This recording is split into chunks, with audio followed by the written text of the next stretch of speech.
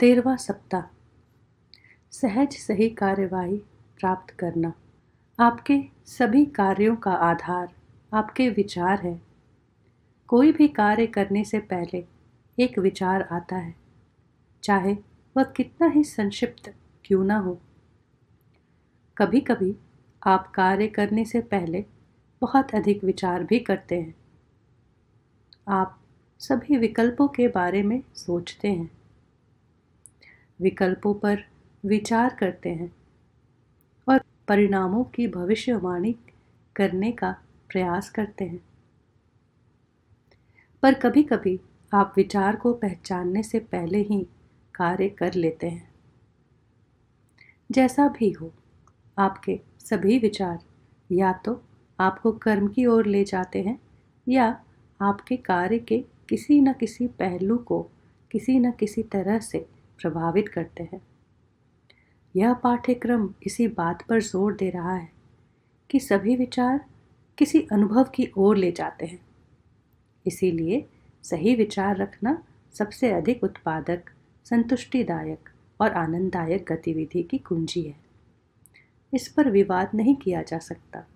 हर कोई सही विचार चाहता है और हर कोई सही कर्म का प्रयास करता है। इन सभी प्रयासों और अच्छी धारणाओं के होते हुए भी हम इतने बुरे कार्य, इतनी अप्रसन्नता, इतनी अतृप्ति और इतनी व्यर्थ गति क्यों देखते हैं? अब तक आपको उत्तर पता चल गया होगा। ऐसा केवल इसलिए है क्योंकि लोग अपनी अपनी कल्पनाएं कर रहे हैं।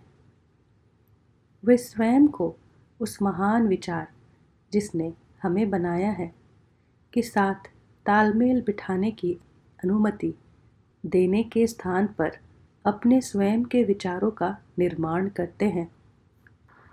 जब आप ईश्वर के विचारों के अनुरूप होते हैं तो आपके मन में आने वाले सभी विचार सही होते हैं, अर्थात ये वे विचार हैं जो आपको ऐसे कार्य करने के लिए प्रेरित करते हैं जो केवल खुशी, प्रचुरता, सफलता, प्रेम और ईश्वर के अन्य गुणों का अनुभव दे सकते हैं। ईश्वर के विचार से केवल ईश्वर के गुणों का अनुभव होता है। जब आप अपने स्वयं के विचार बनाते हैं जिन्हें बनाने में आप बहुत सक्षम हैं, तो आपको हमेशा ईश्वर के गुणों का अनुभव नहीं होता है।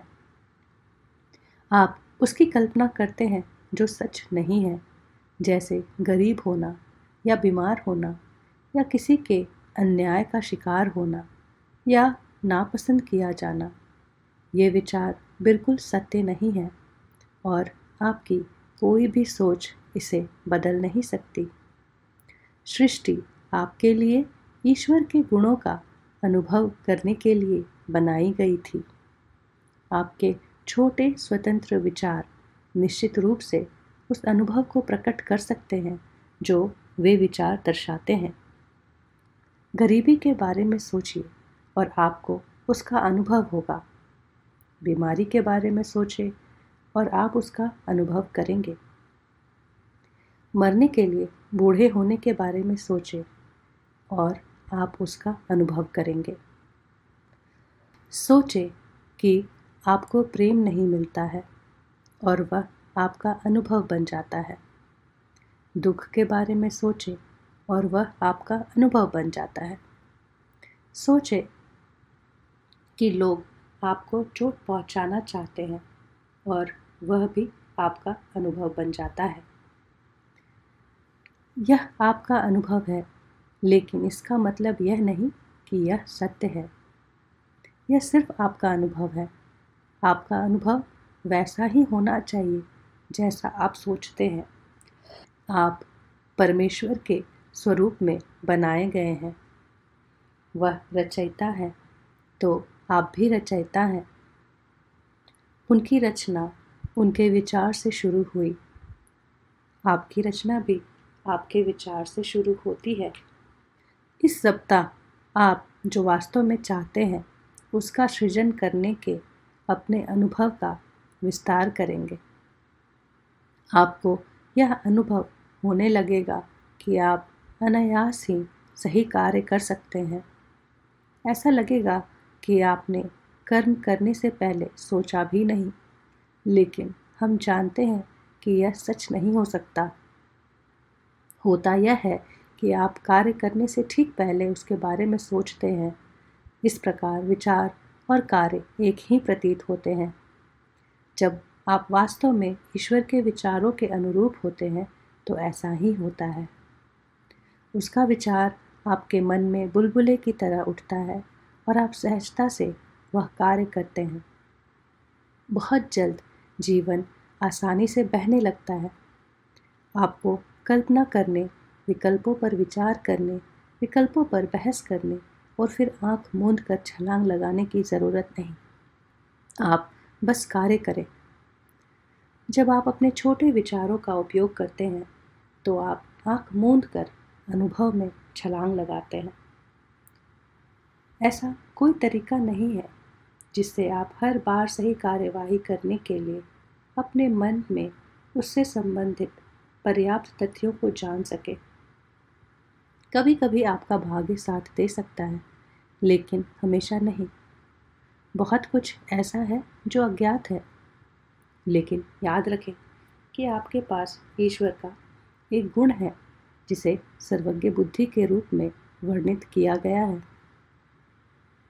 वह गुण तब सामने आता है जब आप उसके विचारों के अनुरूप होते हैं। फिर आप तुरंत कार्रवाई के सही तरीके अपनाते हैं। उसी क्षण आप कार्यवाही के बारे में सोचते हैं और बिल्कुल स्वचालित रूप से उसका पालन भी करते हैं। सही कर्म वह कार्य है जो आपको ईश्वर के गुणों का अनुभव कराता है।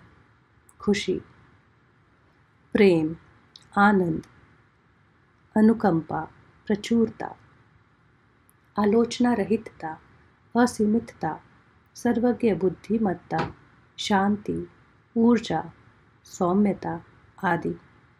यही सही कर्म है जो आपको अपनी कल्पनाओं से परे आगे बढ़ाता है।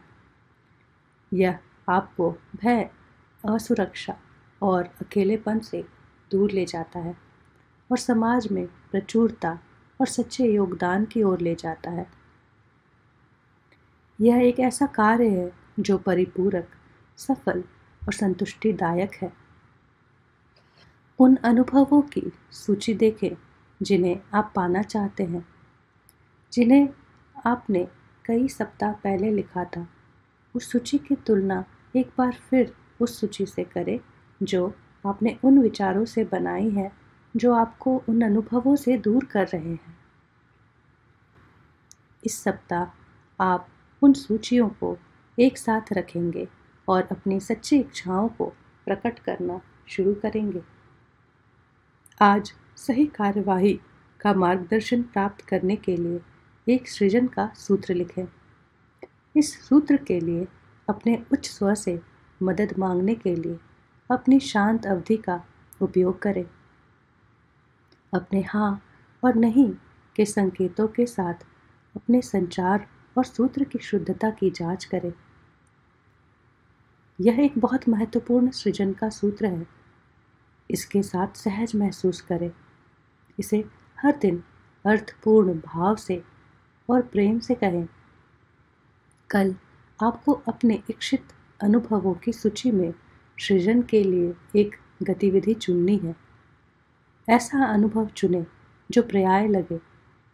ऐसा अनुभव चुनें जिसके बारे में आप विश्वास कर सके कि ऐसा हो सकता है। सब कुछ संभव है और आपको जल्द ही इसका एहसास हो जाएगा।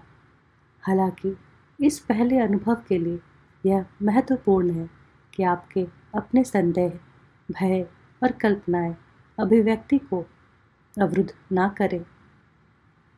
इसीलिए कुछ ऐसा चुनें जो विश्वसनीय हो। इसके बाद एक शांत अवधि का उपयोग करके जांच करें और सुनिश्चित करें कि आपके द्वारा चुनी गई गतिविधि आपके उच्चतम हित में है।